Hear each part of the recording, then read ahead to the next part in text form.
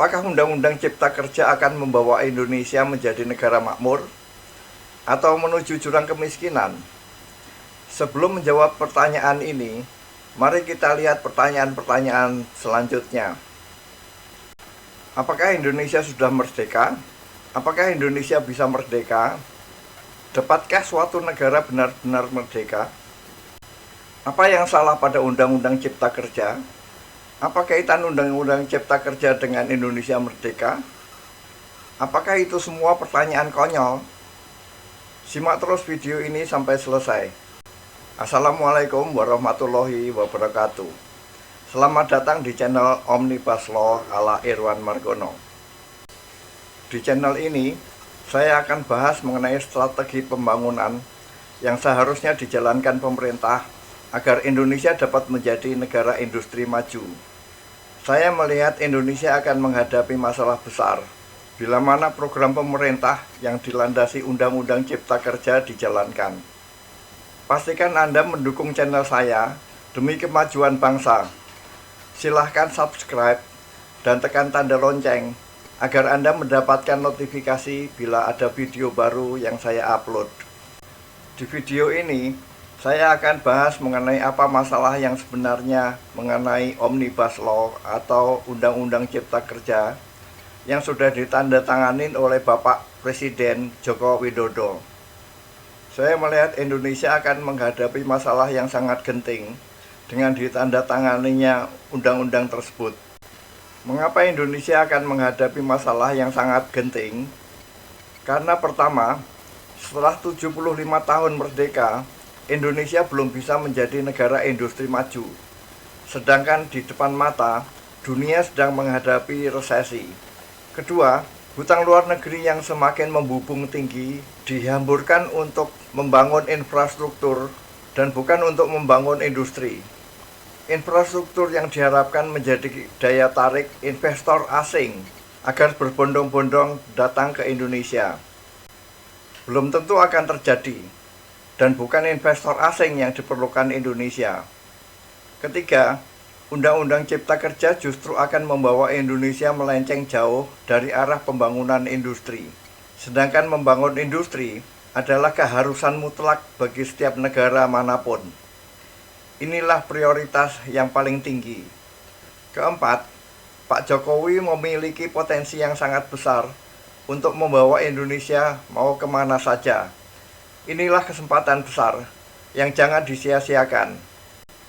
Perlu saya sampaikan bahwa membangun industri dan investor asing mendirikan industri di Indonesia adalah dua hal yang berbeda. Investor asing tertarik mendirikan usahanya ke negara lain hanya untuk 4 hal. Pertama, mendapatkan cheap labor. Kedua, akses pasar. Ketiga, mendapatkan bahan baku murah. Keempat, pembuangan limbah. Tidak akan peduli apakah negara tujuan akan menjadi maju atau tidak. Infrastruktur adalah prasyaratnya, tetapi bukan itu daya tariknya. Mengundang investor asing mendirikan industrinya di Indonesia adalah cara cepat membuka lapangan kerja. Tetapi cara ini justru akan menutup kesempatan Indonesia untuk dapat membangun industri dengan kekuatan sendiri. Inilah yang saya katakan genting. Perlu diketahui bahwa investor rame-rame mendirikan pabrik di Cina setelah industri Cina memiliki kemampuan produksi dengan biaya murah dan dengan kualitas sesuai standar internasional. Ditambah lagi, Cina memiliki pasar yang sangat besar.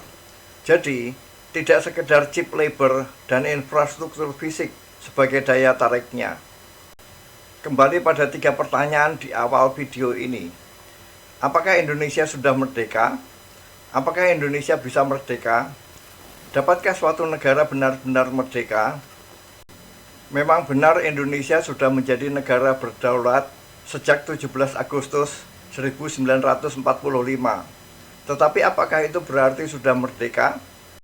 Kita semua tahu bahwa kolonialisme adalah bentuk penguasaan suatu wilayah oleh negara tertentu atau negara kolonial, agar sumber daya yang ada di dalamnya dapat dimanfaatkan sebesar-besarnya untuk negara kolonial tersebut.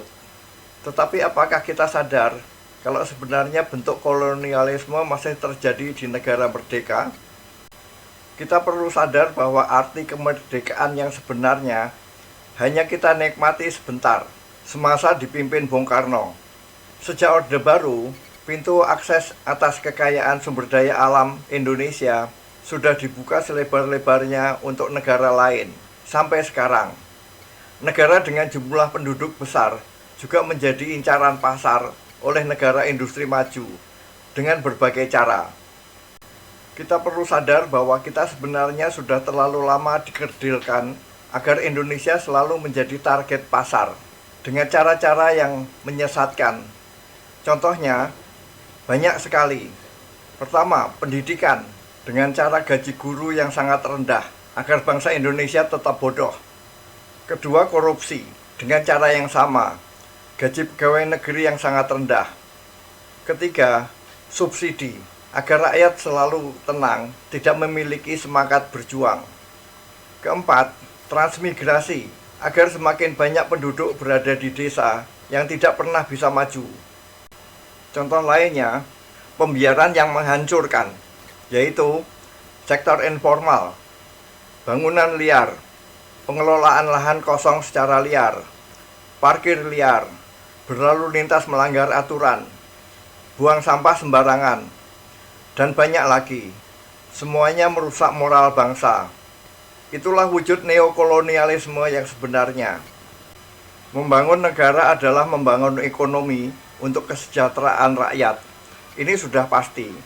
Membangun ekonomi harus membangun industri, baik industri layanan maupun industri manufaktur, sesuai potensi negara masing-masing. Inilah kemerdekaan yang sebenarnya. Kalau suatu negara tidak mampu membangun industri, akibatnya hanya akan jadi target pasar negara lain yang lebih maju. Fondasi untuk membangun industri adalah pendidikan. Saya akan bahas mengenai pendidikan di video selanjutnya. Masalahnya, Indonesia belum pernah memiliki strategi atau arah haluan negara untuk membangun industri. Mau dibawa kemana Indonesia? Melalui video ini, saya akan sampaikan kepada Bapak Jokowi dan semua jajaran para menteri bahwa kita, Indonesia, harus segera membangun industri, bukan mengundang investor asing untuk mendirikan pabriknya di Indonesia. Membangun industri dengan kekuatan sendiri mutlak harus dilakukan. Kita dapat mengikuti cara Jepang dengan revolusi Meiji-nya yang sangat fenomenal. Taiwan, Korea Selatan, Cina, dan India mengikuti pendekatan sama dengan yang dilakukan Jepang. Ajaran Bung Karno berdikari. Ajaran Mahatma Gandhi tidak mau pakai kalau tidak dapat bikin sendiri. Akibat sudah terlalu lama industri pangan pokok tidak ditangani secara serius. Saya melihat industri pangan pokok menjadi prioritas paling tinggi. Perlu BUMN yang terjun langsung untuk menanganinya. Tidak dapat lagi oleh petani rakyat. Ada 3 yang perlu segera ditangani. Pertama, padi, ubi, dan tebu. Mengapa ubi penting? Akan saya jelaskan pada video terpisah. Kedua, sapi perah untuk produksi butter. Butter merupakan sumber lemak dan vitamin A, D, E, dan K yang sangat penting untuk kesehatan. Ketiga, ayam petelur. Telur sangat penting untuk memenuhi kebutuhan gizi masyarakat di samping ikan. Ketergantungan kita pada impor produk berbasis teknologi juga sangat tinggi.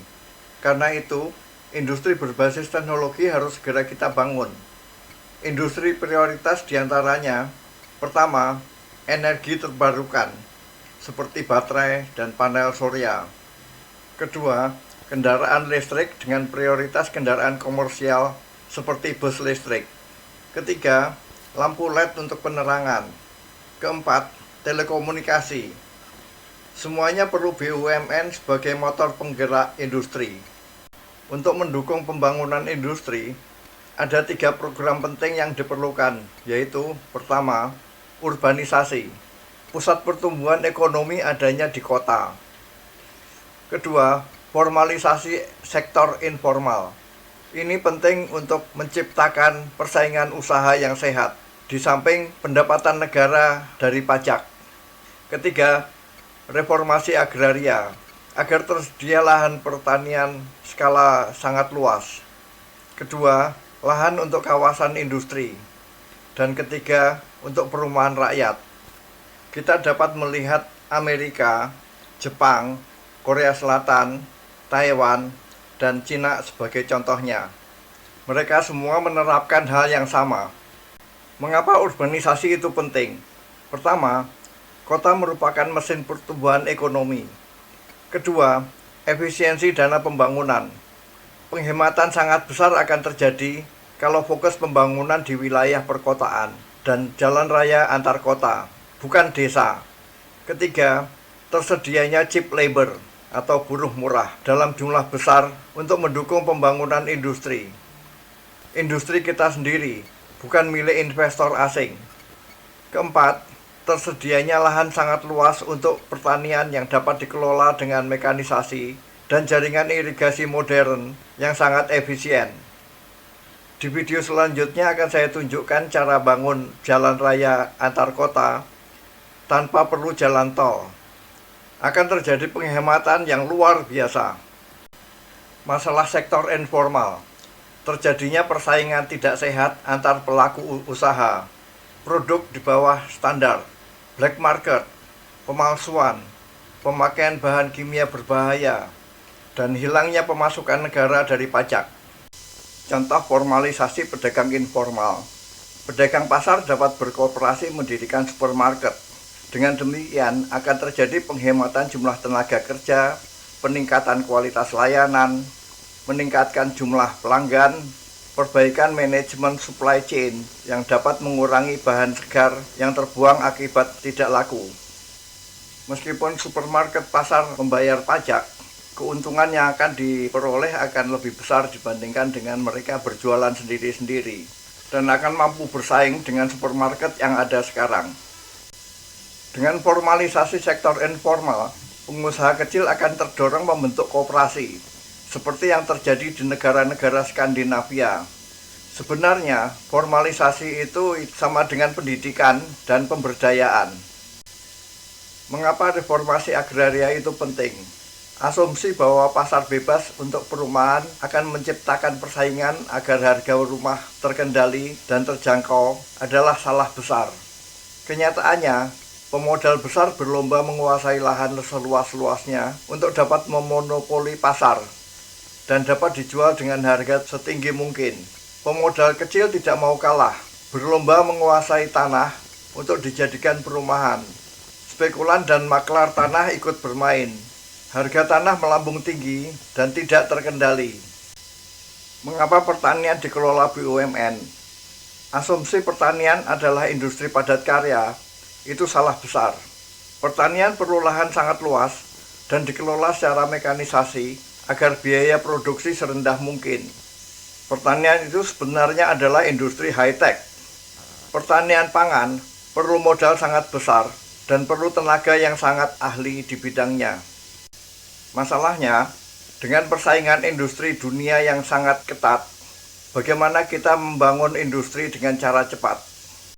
Cara paling cepat membangun industri adalah dengan cara integrasi sistem. Kurang dari 3 tahun industri sudah dapat berjalan. Contohnya, kendaraan listrik. Komponen inti sudah banyak tersedia di pasaran, seperti electric motor, controller, baterai pack. Semuanya tersedia untuk dapat diintegrasikan. Dengan menerapkan organisasi industri seperti di Jepang, Taiwan, dan Cina, yaitu melibatkan UKM sebagai rantai pasok komponen, gurita industri akan terbangun dan siap membuka lapangan kerja yang sangat luas. Industri bus listrik dalam negeri.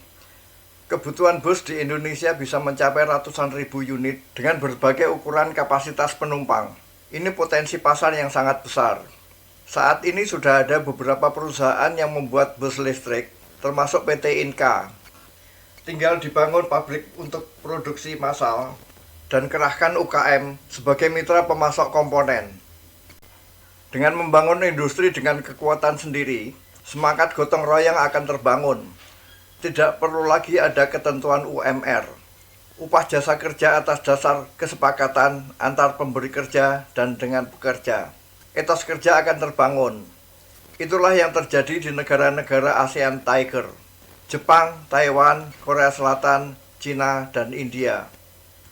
Membangun semangat gotong royong dan etos kerja perlu pemimpin yang sangat kuat. Pak Jokowi memiliki potensi besar untuk itu. Inilah kesempatan Indonesia menuju berdikari, membangun industri dengan kekuatan sendiri. Catatan untuk nikel. Nilai tambah terbesar nikel adalah bila sudah menjadi baterai atau produk lain berbahan baku nikel. Jadi, sebagai aset kekayaan bangsa, seharusnya nikel jangan diobral untuk investor asing hanya demi membuka lapangan kerja. Nilainya akan meningkat berpuluh kali lipat kalau kita mampu membangun industri baterai sendiri dan industri lain yang perlu bahan baku nikel. Catatan tambahan, belenggu pembangunan yang belum disadari pemerintah adalah sektor informal, pembangunan desa, perhutanan, perkebunan, dan tambang rakyat. Seharusnya diatasi dengan formalisasi sektor informal dan urbanisasi. Itulah cipta kerja yang lebih diperlukan. Untuk membangun industri dengan program pendukungnya itulah perlunya Omnibus Law. Omnibus Law untuk mendukung industri milik kita sendiri, bukan milik investor asing. Sekian dan terima kasih.